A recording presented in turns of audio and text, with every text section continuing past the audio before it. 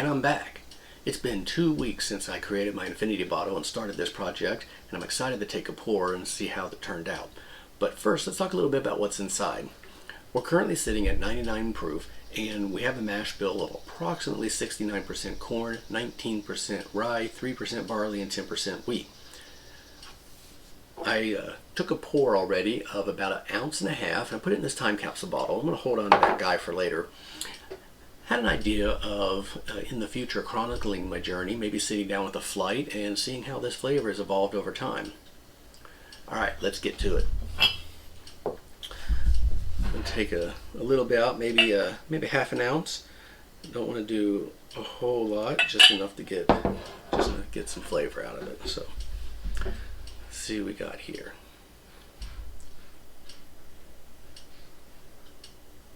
Oh wow, that's pretty hot on the nose right off the bat. Yeah, I get a lot of the corn flavor coming through. Get some caramelization. Is that a toffee? Oh, interesting. That's like a little buttered toffee.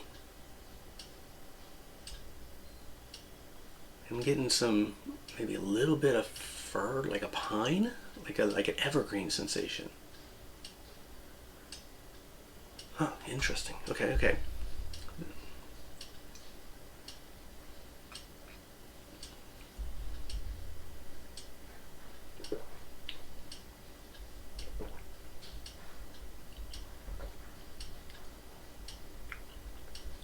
Wow.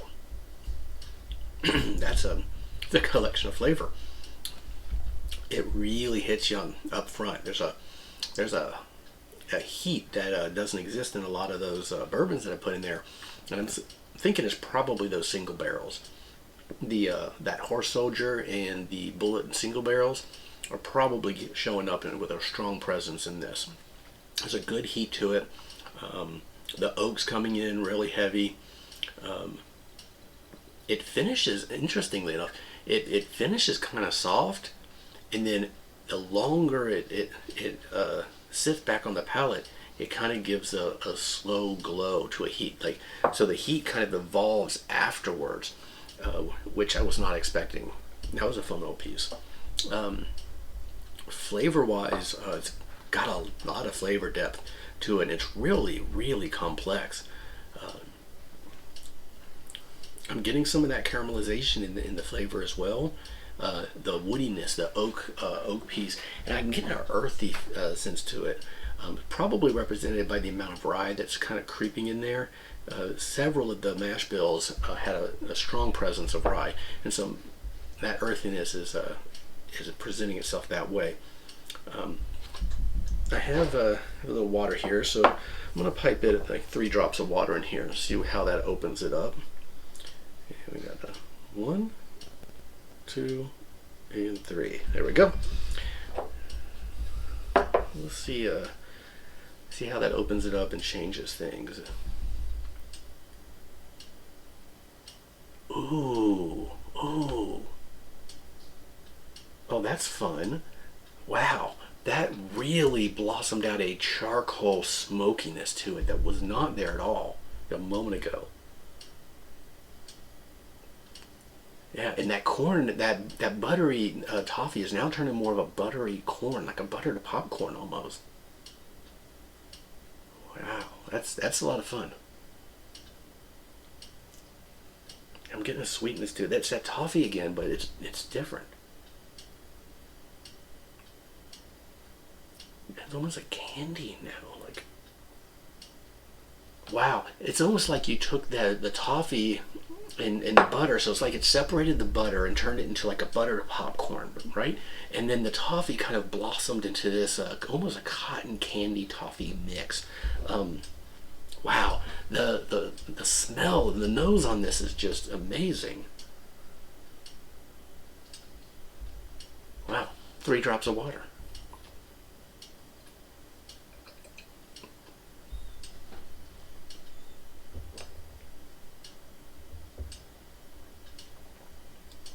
My goodness. My goodness. That's a completely different bourbon. Wow, that's so mellow.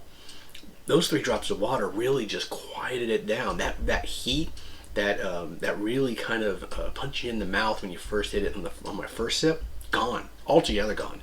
It yeah, it came in real mellow, real pleasant. I got that caramel toffee flavor standing out to me. That pine or evergreen sense that I had is just gone altogether. It's not as earthy as it was. I got some of the sense of butter, not as much of the corn though. So just more of the buttery flavor that's left. But man, that was really, really mellow. I'm gonna take another sip of that.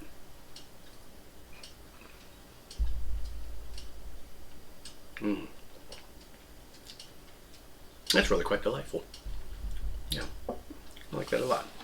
All right, so took some out, talked about it a little bit. I'm gonna add some more to it. First up, talk about Black Saddle. Black Saddle's a 12-year bourbon. I like this guy a lot.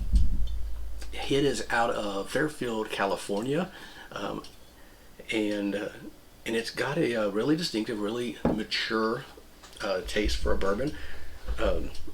I'm going to mix this into a measuring cup to start, make it a little easier to pour it in after the fact.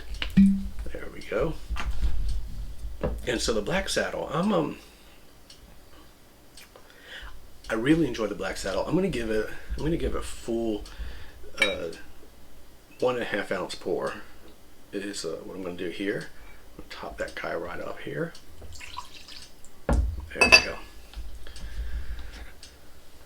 So that's the Black Saddle.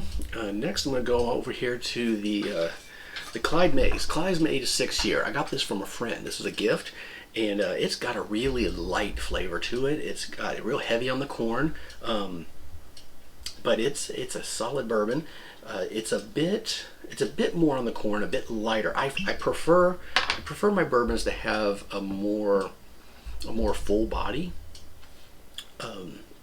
In general, I like the aged stuff because of that. But this guy's really quite good. Regular sipper, you can mix this really easily and give it a nice subtle flavor to whatever you're putting it in. But it's a very tasty bourbon. I'm gonna put an ounce in of that. There we go. And I'm gonna spill a little bit on the table here.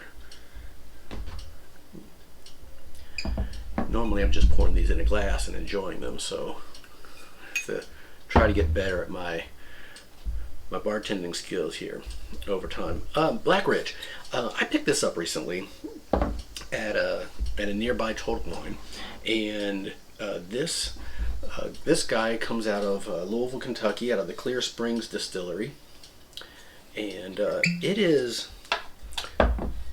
I don't even know how to really describe this guy. It's not very strong. It's a 90 proof.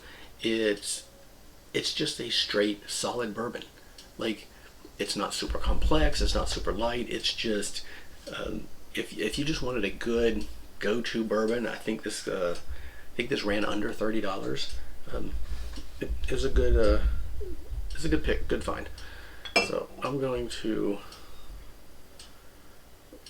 take this guy here. I'm going to give it about 3/4 ounce for him.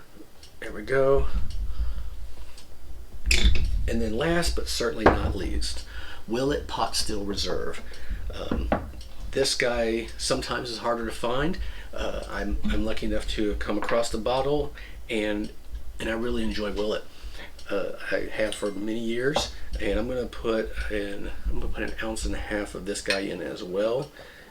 This guy tends to come with some really heavy caramel notes, some vanilla, and I find it very enjoyable. So pop that guy in there as well. All right. So took out. Oh no. Making all the noise. Okay, so I took out about 2 ounces total. I'd say about half an ounce for my taste sampling, and about 1.5 ounces for my time capsule, and I'm pouring these guys in. I gave 1.5 ounces of these guys over here, so that's 3 ounces. Put an ounce in here, so 3, 4, almost 5 ounces. I'm putting back in to replenish, so that'll give us a solid mix. So I'll pull this guy over here. We'll add that to the mix. There we go. Bottle it up, give it a little swirl, and there it'll sit. Until next time.